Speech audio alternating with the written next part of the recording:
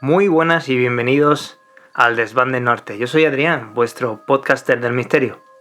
Y como cada viernes, en cada fin de semana hablaremos de diferentes temas relacionados con lo extraño, relatos increíbles, sucesos paranormales y dos temas que realmente me interesan muchísimo, que son las extrañas desapariciones y los asesinos seriales. ¿Qué tal? ¿Cómo estamos? Otro fin de semana más. Empezamos con el viernes.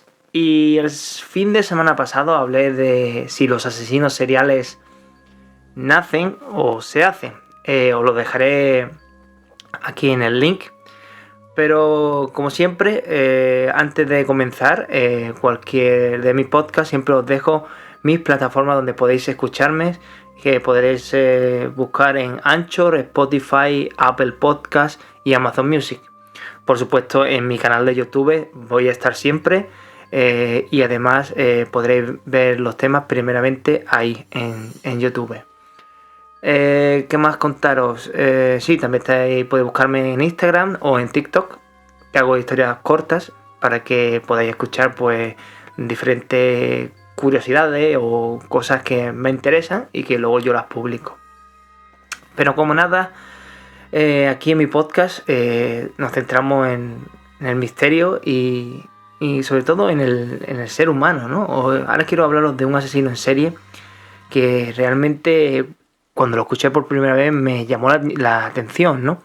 Y fue bastante conocido en Estados Unidos. Es ni nada más ni nada menos que Robert Hansen, que era llamado como el asesino carnicero panadero, ya que tenía un negocio de hacer pan y también tarta y repostería, o el cazador de mujeres. Me llamó mucho la atención porque era un asesino que involucra mucho a estos típicos ¿no? de asesinos seriales y cómo llegan a formarse, ¿no? Ya que tiene un pasado bastante turbio, oscuro, y le hacen convertirse en lo que son. De todas maneras, si le podéis echar un vistazo al podcast anterior, al de si se nacen o se hacen los asesinos seriales, podréis entender un poco mejor el concepto del que os voy a comentar ahora de este asesino. Pero sí, este asesino llegó a matar confirmado por él mismo como 17 asesinatos. Pero realmente creo que se llegó pues como a estudiar y a investigar que llegó a matar a más personas, a más mujeres, ¿no? Ya que este tío lo que hacía era cazarlas literalmente como si fuera un animal salvaje. Pero sin más preámbulo vamos a hablar de él. Él es Robert Hansen, el cazador de prostitutas. Robert era Christian Hansen. Este tío nació el 15 de febrero de 1939 en Esterville, en Iowa. Fue el hijo de un cocinero de origen danés y pasó una infancia bastante difícil al lado de su padre, ¿no? Que lo obligaba a trabajar muchísimas horas, ¿no? Largas horas en el negocio que tenía. Luego, al llegar a la adolescencia, pues el severo acné que padeció se sumó al marcado del tartamudeo que tenía. El tipo también tartamudeaba, o sea, eso lo que hacía era sumar más cosas. Era el perfecto objeto de las burlas, ¿no? En la escuela y de los típicos abusadores que siempre estaban en la escuela. De los que se acuerdan de él, lo veían como un sujeto bastante solitario que jamás pues socializó con nadie, y a pesar de haber nacido zurdo, sus padres lo obligaron siempre a usar la mano derecha, imposición que incrementaba, como digo, la presión y el estrés en que vivía, ¿no? Para que veáis, ¿no? Ya empezó desde muy joven, ¿no? A tener pues bullying. Los padres abusaban de una manera que lo obligaban a hacerlo a su manera. No tenía libertad para expresarse o libertad como para poder vivir más libre. Todo eso pues sumaba y acumulaba, ¿no? Como en todos los asesinos seriales siempre hay un antecedente que hace que le haga un clic en el futuro para que cambien y se conviertan en este tipo de asesinos seriales. Pero bueno, a pesar de todo lo anterior, ¿no? Luego en 1960 él se casó, ¿no? Se casó con una muchacha, pero el matrimonio, como era obvio, pues no duró mucho. El 7 de diciembre, ¿no?, de ese mismo año, con el objetivo pues de vengarse, ¿no?, de todo lo anterior, la redencilla contra los pobladores de Pocahontas, que se llama el pueblo así, Pocahontas, pues aunque fueran estas reales o imaginarias, ¿no?, de que abusaron y se reían de él, pues Hansen obligó a un empleado del negocio de la familia, ¿no?, a que lo ayudara, ¿no?, a incendiar un garaje del autobús de las cuevas como represalia, ¿no? Pero claro, para su desgracia, este joven de 16 años tuvo la entereza suficiente como para delatarlo, ¿no? Aunque le obligó a ayudarlo, luego confesó que lo hizo Hansen. Pero para que veáis, ¿no?, él toda esa furia pues la llevó hasta este límite, ¿no?, de prenderle fuego a un autobús de la escuela. Pero por ese cargo o esa sentencia, pues se le puso una pena de unos 3 años en prisión, y luego a los 6 meses su esposa tramitó el divorcio, ¿no?, ya que duró poco este matrimonio, y para su fortuna encima le fue otorgada la libertad condicional cuando cumplió 20 meses. O sea, no llegó a cumplir los 3 años que debía. Luego nuevamente, a pesar de todo lo anterior, no pasaron muchísimos meses y para Robert Hansen se volvió a casar otra vez. Pero esta vez, de acuerdo a unos estudios psicológicos que le fueron practicados, ¿no?, a Hansen, pues tenía una personalidad infantil y obsesiva. Y después de lo del incendio, ahora había adquirido una afición por robar. Pero para que veáis, este tipo carecía de necesidades, ya que tenía bastante dinero. Pero claro, así que lo hacía, simplemente lo hacía por la emoción, ¿no?, momentánea del robar, ¿no?, del hurto. Esa sensación, ¿no?, de adrenalina que lo llenaba, ¿no?, llenaba ese vacío que tenía. Pero luego, claro, a pesar de eso, pues fue descubierto en todo lo que hizo, en sus hurtos y robos. Pero nadie hizo nada de hacer algún tipo de multa o de cargos contra él. Claro, con lo cual, pues él, como al verse que no tenía cargos ni que la gente lo multaba o cualquier otra cosa, pues eso aún así lo hacía como más, ¿no?, como más prolífero a hacer las cosas que hacía. Como que se sentía invicto, ¿no? Luego, en 1967, los Hansen decidieron comenzar una nueva vida y se movieron a Alaska, a la ciudad exacta de Anchorage. Ahí de nuevo pues continuaron con los problemas, ya que Robert pues esta vez pues fue acusado de robar una sierra eléctrica. Fue sentenciado a 5 años de prisión y nuevamente pues fue estudiado por doctores, quienes pues diagnosticaron para Hansen que padecía de trastorno bipolar y que requería pues terapia a base de litio para controlar sus violentos cambios de humor. A pesar de que era ya considerado un peligro para la sociedad, o sea, ya estamos diciendo que ya era un peligro, ¿no?, jamás se hizo nada para obligarnos, ¿no?, judicialmente a seguir el tratamiento. O sea que pasaron de él literalmente y no le siguieron con su tratamiento para que estuviera como fuera una persona normal y estable. Pero claro, luego una vez fuera de la cárcel, prosiguió su vida matrimonial y ya era padre de dos hijos. Ya cuando ideó una curiosa manera de hacerse con más dinero, con sus pillerías, claro, pues él mismo simuló que le habían robado. Simuló un robo de una serie de objetos de valor en su casa, y los cuales pues escondió en un área apartada, secreta de la misma. O sea, él se robó a sí mismo y luego se lo comunicó a la aseguradora, que le reembolsó pues unos $13,000. Y con ese dinero pues él montó lo que era su negocio, ¿no?, un negocio de comida. Creo que era una panadería y repostería. Y entre los objetos reportados como robados, pues él tenía pues varios trofeos de cacería que eran muy importantes. Y claro, imaginaros, ¿no?, este tío era un cazador nato. Y aparte había ganado muchas competiciones nacionales. Por eso lo de los robos que él tenía mayormente eran de cacería. La actividad, ¿no?, en la que Hansen era conocido en Archorey, era la que era una celebridad local, ¿no? Gracias a lo que he comentado antes, que era un gran cazador, era el mejor de ahí del pueblo, de la ciudad, y ganó muchos trofeos, competiciones, y llegó a nivel nacional, o sea, en todos los Estados Unidos.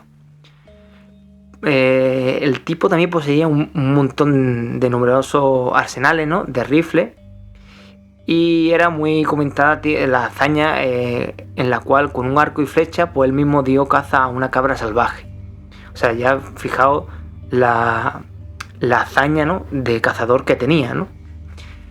Era un habitante usual de estos paisajes, ¿no?, boscosos en Alaska. Por eso él tenía también una avioneta para irse a estos puntos de cacería. De todas maneras, la cacería le da un alto estatus dentro de la sociedad, ¿no?, que antaño, cuando adolescente, pues careció completamente. Eso, claro, le proporcionó, pues como un plus, ¿no?, como más de posesión, como más de derecho, como más de poder, ¿no?, diría yo. Y la gente pues lo consideraba a Robert como uno de los pilares, entre comillas, ¿no?, de su comunidad, y así pues era apreciado y respetado. Claro, era el típico, ¿cómo decirlo?, padre de familia, con un negocio familiar y con un hobby que era la caza, y encima de todo que era muy respetado por el pueblo, ¿no? Pero la gente ignoraba o negaba admitir que este singular hombre bajito y fervoroso, padre de familia, era en realidad un peligroso sociópata. Imaginaros, ¿no? Era un criminal consumado que había robado, incendiado y defraudado a una aseguradora.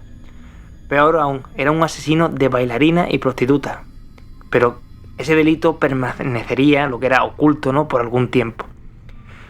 Pero como consecuencia del boom del petróleo en Anchorage, muchachas jóvenes y guapas pronto pues se fueron, ¿no?, seducidas con la posibilidad de hacer grandes ganancias de dinero, ¿no?, bailando o prostituyéndose en este área. El vehículo de estas actividades de alto riesgo fueron pues la aparición y funcionamiento de numerosos clubes, tales como el Wild Cherry Bar, el Arctic Fox y el Bobby Trap, entre otros, que actualmente pues claro han desaparecido, ¿no? Ahora en esta época ya no existen más. Pero dichos lugares conseguían ganancias mensuales de por encima de los $50,000, que para esa época era bastante dinero. Y alrededor de estos lugares pues aparecieron puestos de revistas con toda la pornografía inimaginable, ¿no?, en aquella época. Esos y otros negocios de dudosa procedencia, pues los robos, los fraudes, las riñas, pues proliferaron notablemente en este área. Y fue en este sórdido ambiente donde Robert Hansen pues aprovechó su momento, donde acechaba a sus víctimas, a lo que eran las mujeres o prostitutas de Anchorage. Las nefastas actividades de Robert, ¿no?, aparecieron a la luz poco a poco, ya que el primer incidente ocurrió el 12 de septiembre de 1982. Aquí, cuando un par de oficiales pues cazaban en el valle del río Nick, era un lugar bastante apartado y fuente inagotable de, por supuesto, de esparcimiento para cazadores profesionales, ya fueran venados, ciervos, osos y cabras salvajes. De todo había. Sin embargo, para John Daly y Audie Holloway no había sido un día que digamos de mucha suerte. Así que antes que le cayera la noche encima, pues decidieron lo que era regresar, pero esta vez tomaron un inusual pues atajo por la ribera del río. De pronto, de un banco de arena, vieron una bota semienterrada en el suelo, con lo cual pues les llamó la curiosidad. Se acercaron y, para su sorpresa, descubrieron una extremidad en descomposición. Nada más que les tomó un instante, ¿no?, para darse cuenta de la situación y, por supuesto, apartarse rápidamente para no alterar lo que era la escena de un probable crimen. Tomaron nota del sitio del hallazgo y pronto pues detectives y forenses pues analizaron minuciosamente el sitio. El sargento Rolly Port, experimentado veterano, analizó meticulosamente la escena del crimen, hasta que descubrió un cartucho percutido del calibre 223, de uso común en rifles de alto poder como por ejemplo el M16, la AR-15 y el Mini 14, armas que en muchas naciones son de uso exclusivo de las fuerzas del Estado, o sea que no son comúnmente como para cualquier cazador, ¿no? Esto tenerlo en cuenta porque esto luego más adelante veremos cómo este cartucho dio paso a una gran importante pues prueba, ¿no? Para delatar al asesino Robert Hansen. Pero bueno, seguimos. El cadáver fue analizado, ¿no?, en Anchorage y se determinó que había muerto por las heridas de 3 disparos de este calibre. Y después de algún tiempo se determinó que la vida de la mujer era Sherry Morrow, de unos 24 años, y que era bailarina exótica y que había fallecido hacía unos 6 meses. El 17 de noviembre de 1981 fue vista por última vez por sus amigos del Will Cherry Bar, a quienes comentó que un hombre le había ofrecido $300 por posar para una foto. Ese fue Robert, por supuesto. Pero este inusual crimen hizo sospechar a la policía de que tenían algo mucho más gordo entre manos. Y hacía algún tiempo que se habían presentado pues muchos reportes, ¿no?, de personas extraviadas. La mayoría correspondían, por supuesto, a prostitutas, pero sin embargo no se había prestado mucha atención, dado que estas mujeres, ¿no?, al ser solitarias y que se movían de un lugar a otro como nómadas, y que era muy frecuente, ¿no?, pues no le daban mucha atención. Pero luego también se daban los casos de que años después pues regresaban al mismo lugar, ¿no?, que se habían ido como si nada y habían vuelto. Pero aún así esta preocupación fue mantenida, ya que fue en secreto, para así no alertar a los probables asesinos. Y así en una entrevista con los periódicos locales pues negaron que el cadáver de Sherry Morrow estuviera ligado con algunas desapariciones de otras chicas que habían sido encontradas, ¿no?, muertas. Pero el sargento Lule Houseman fue el encargado de investigar este caso, los nexos de estas mujeres desaparecidas y el cadáver hallado y un par de casos sin resolver. El primero, el del cual se trataba, era el del cadáver de una mujer que se denominó Eklutna, Anne, por el sitio donde fue hallada. En 1980, unos obreros, ¿no?, hallaron los restos de esta mujer en una tumba al ras de suelo, cerca de la avenida Eklutna. Jamás pudo ser identificada. El cadáver, dado que a su avance de estado de descomposición, pues, y aparte los animales salvajes, pues eliminaron pues gran parte de las pruebas para analizar quién era esta persona, por desgracia. Posteriormente, ese mismo año, apareció también muy cerca de Eklutna otro cuerpo semienterrado en un pozo de arena. Igualmente estaba en avanzado estado de descomposición, pero se pudo identificar como Joanne Messina, bailarina de topless, del lugar de allí de Anchorage. Desafortunadamente, Houseman no pudo contar con pistas ni evidencias suficientes pues para prosperar, ¿no?, con la captura del culpable, del asesino. Pasaron algunos meses hasta que en la noche del 13 de junio de 1983, pues mientras que un camionero que circulaba por el pueblo vio en el camino a una muchacha frenética, loca, que le hacía señales para que parara. La mujer traía unas esposas colgando de la mano y la ropa hecha trizas. El hombre, por supuesto, la llevó a un hotel que ella misma le indicó. E inmediatamente después de todo lo que pasó, fue a la estación de policía y reportó lo sucedido. Mientras tanto, en la recepción del hotel se le permitió hacer una llamada telefónica a la muchacha. Cuando el oficial Ray Baker llegó al Big Timber Motel, la chica aún traía las esposas. Ya luego, tras ser liberada de ella, pues comenzó a relatar su historia, que era casi imposible de creer, ¿no?, todo lo que le había contado. Había sido abordada en la calle por un sujeto pelirrojo, quien le ofreció pues simplemente $200 para hacerle sexo oral, y una vez que comenzaron a hacerlo, el sujeto aprisionó su muñeca con las esposas a la vez que sacó una pistola, o sea, la amenazó. Le dijo que si cooperaba no le haría ningún daño, y luego la llevó a su casa en el barrio de Muldoon. Ahí el sujeto pues la había violado y en un momento dado le introdujo hasta un mango de un martillo por la vagina, algo terrible. Al término de todas esas crueldades, ¿no?, de esos maltratos, le dijo que volarían a su cabaña en el bosque. Y así lo hicieron. O sea, se la llevó en su coche, llegaron hasta un aeropuerto, llegaron a su aeroplano y mientras el sujeto pues metía algunas provisiones dentro del vehículo, pues aprovechó para salir corriendo. La muchacha, la prostituta, sabía que su vida corría grave peligro y que al lado de este hombre pues posiblemente moriría, lo cual vio esa oportunidad y huyó. Por supuesto, Robert la persiguió durante un tiempo, pero luego desistió, ya que al ver que ella hacía señas al camionero que pasaba por allí justamente en el camino, pues desistió, ya que fue pues una gran ayuda, ¿no?, que este camionero hubiera pasado exactamente por ahí para la prostituta. Entonces luego la policía, ¿no?, ella misma la llevó al aeropuerto, al lugar donde supuestamente fue secuestrada y llevada, y la llevó justamente a la avioneta del atacante, Robert Hansen. Ahí estaba, ahí tenía justamente la avioneta llamada Piper Super Club en azul y blanco, como ella había descrito. Después de revisar pues la torre de control, se supo que pertenecía a Robert Hansen, quien vivía en la calle Old Harbor. Dejaron por supuesto a la chica en el hospital, ¿no?, y con un pequeño grupo de oficiales para protegerla, y Baker visitó la residencia de los Hansen. Confrontando así los cargos de la prostituta, pues señalaba a Robert Hansen, que se mostró bastante molesto.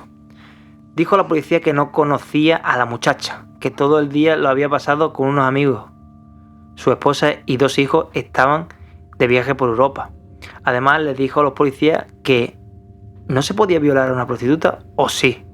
La coartada de Hansen fue verificada y no se levantaron cargos en su contra. Las cosas se tranquilizaron hasta que apareció el cadáver de otra muchacha enterrado al ras de tierra, el día 2 de septiembre de 1983. Fue hallada en la ribera del río Nick, quien fue pues identificada como Paula Golding, muchacha de 17 años, dedicada pues a la prostitución y al baile exótico. Había sido vista por última vez hacía unos 5 meses. La autopsia reveló que fue muerta por disparo de arma calibre .223. Como ya dije antes, esto era una pista muy refutable. Entonces el departamento de la policía solicitó la intervención de la unidad de soporte del FBI. Sabían que tenían entre manos pues a un asesino serial y ya decidieron pues acudir a los expertos. Aquí es donde entra uno de los agentes del FBI más conocidos, como la serie de Mindhunter. Entonces este equipo, ¿no?, al que llamaron al profiler del FBI, el agente especial John E. Douglas. Él mismo se trasladó a Alaska, ¿no?, para analizar el perfil del asesino serial que tenían que buscar, que era Robert Hansen. La policía, pues por supuesto, le ofreció todo lo que habían encontrado y todo apuntaba, por supuesto, al sospechoso número 1, del cual pues tenían que hablar con él, Robert Hansen.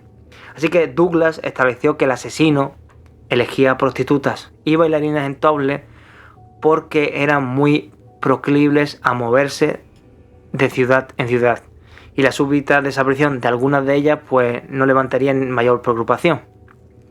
Al presentársele la información respecto a Hansen, les hizo notar a los oficiales, ¿no?, que la baja estatura de este sospechoso, así como el hecho de que tuviera muchas cicatrices, producto del acné y el evidente tartamudeo, lo hacían pensar que de joven había sido objeto de burlas de sus semejantes y que con toda probabilidad pues había sido rechazado varias veces por las mujeres a quienes deseaba acercarse. De ese modo era seguro que tenía pues una autoestima muy baja y vivir en un lugar apartado era pues aplacar un poco su malestar personal. Luego atacar prostitutas era la manera de cobrar venganza por las humillaciones vividas durante la adolescencia.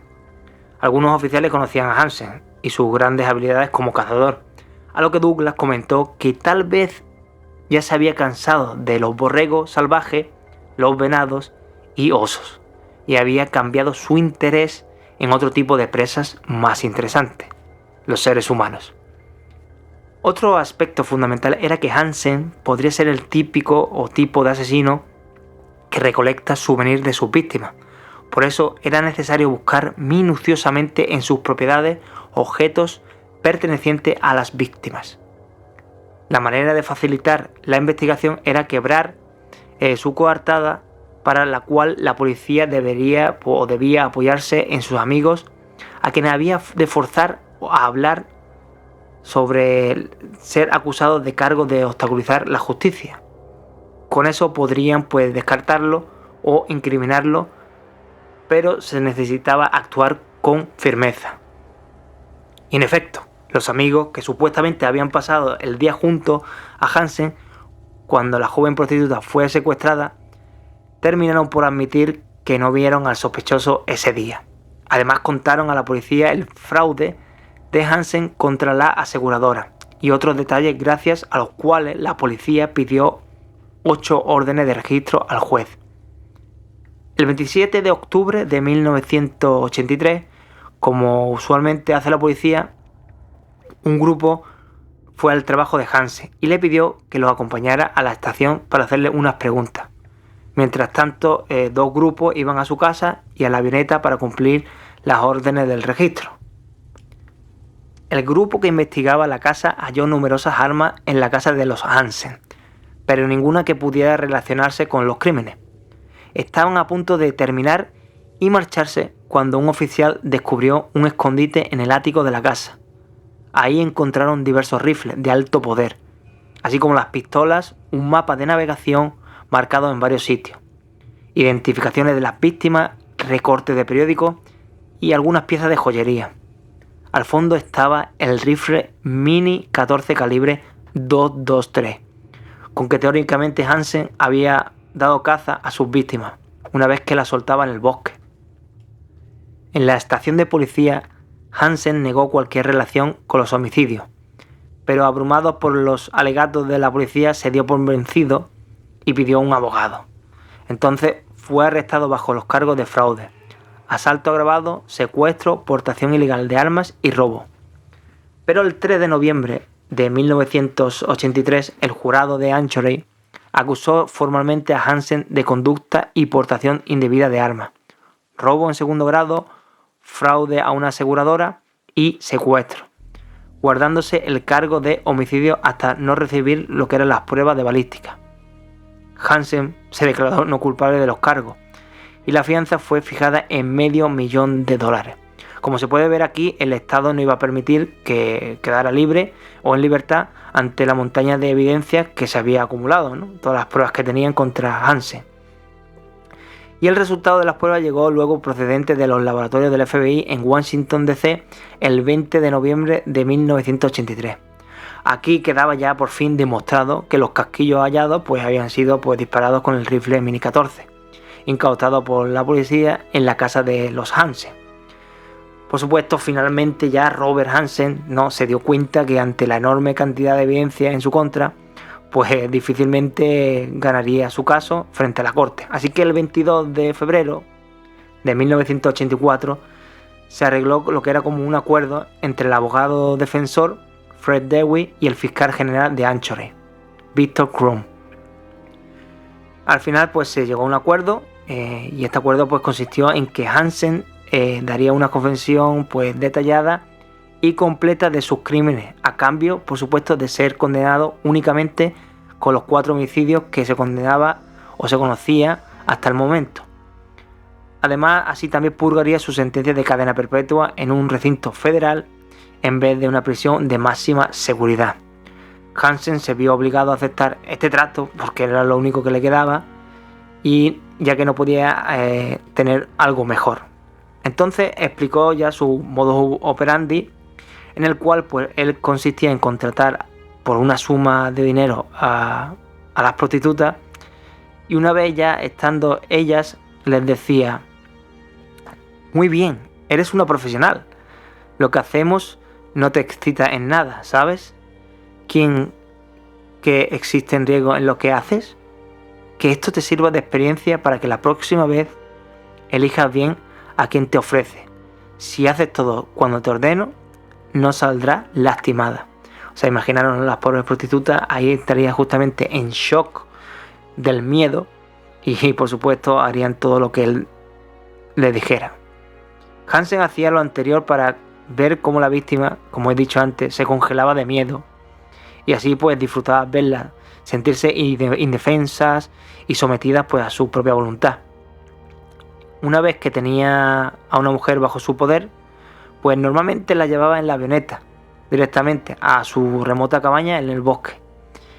Ahí después de, por supuesto, de violarlas sin misericordia, llegaba al extremo pues de desnudarlas y aún de taparle los ojos antes de soltarlas. Esperaba un poco a que la chica pues corriera y después con una navaja y con el rifle les daba caza. Igual que hacía que contra un venado o un oso o cualquier animal salvaje.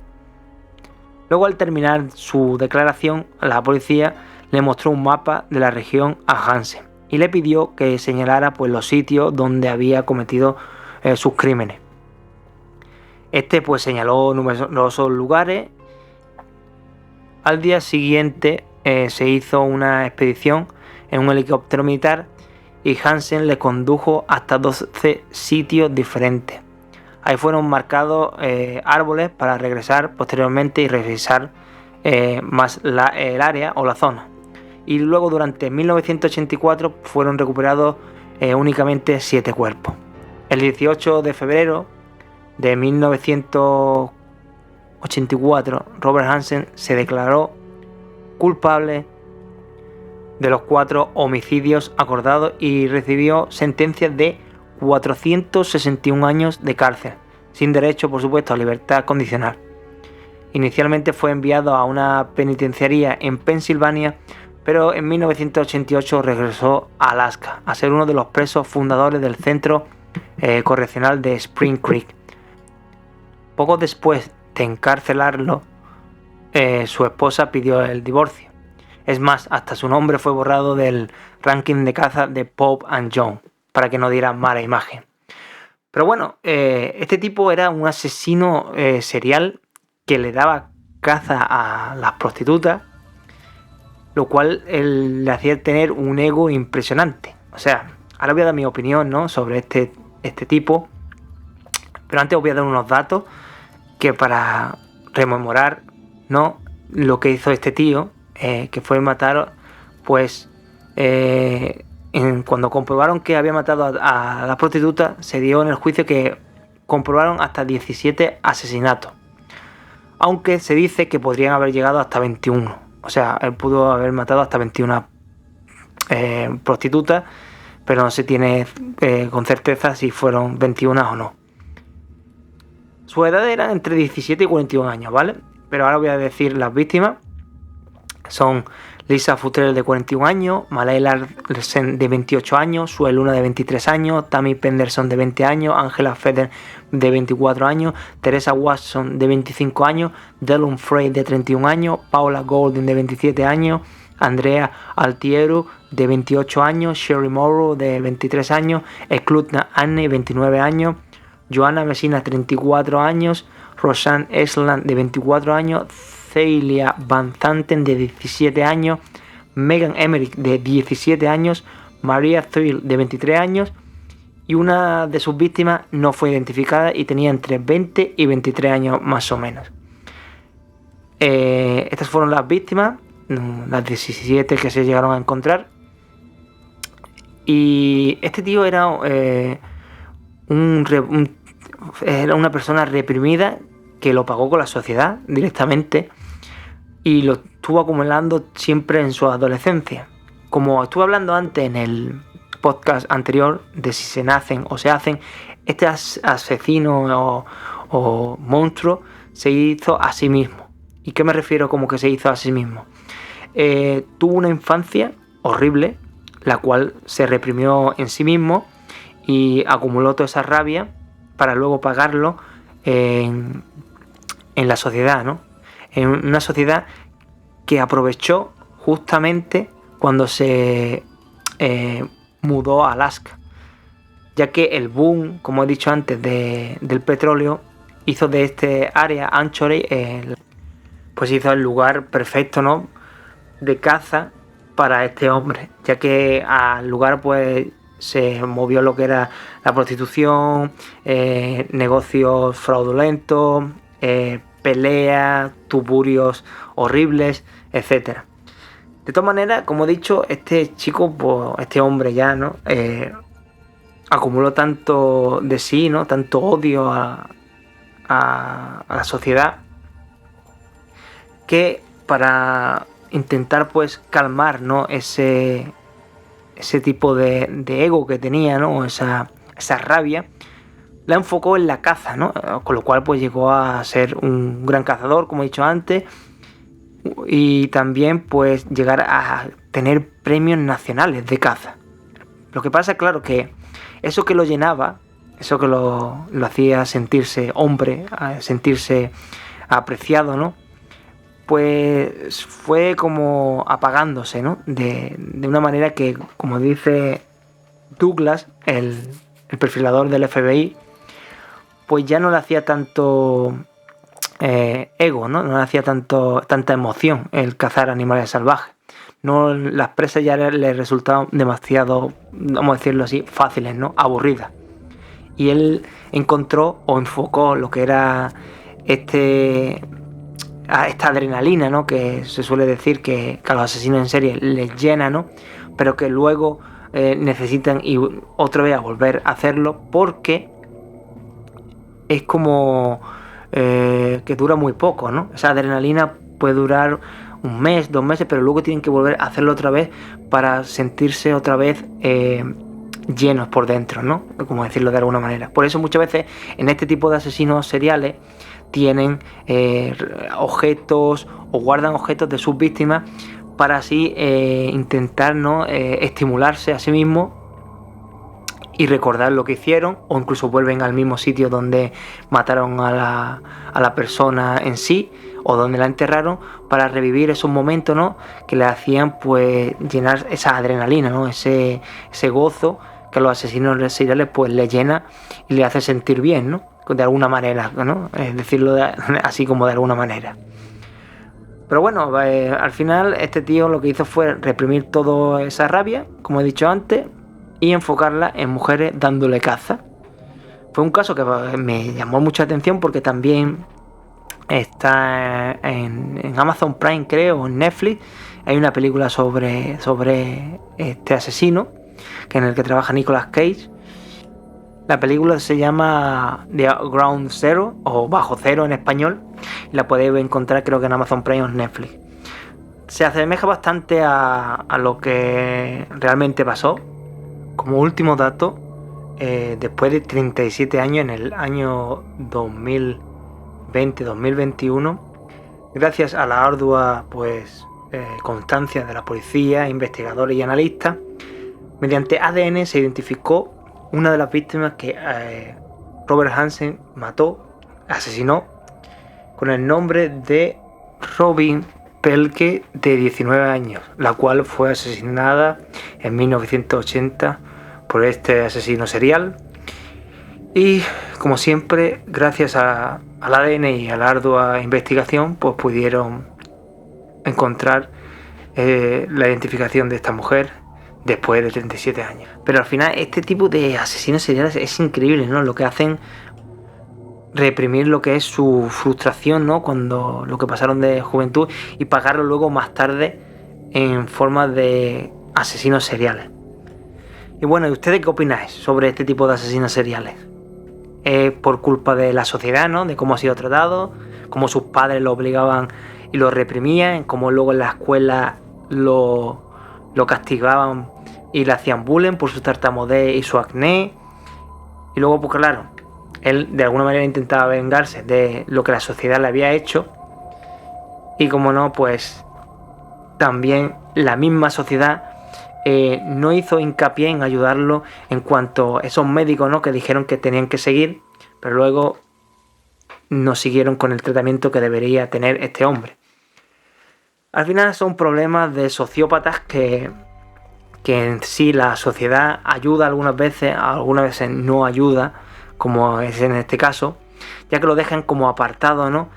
Ya que luego no levantan sospechas, o estos asesinos pues intentan no levantar sospechas para que así no puedan ser atrapados por la policía.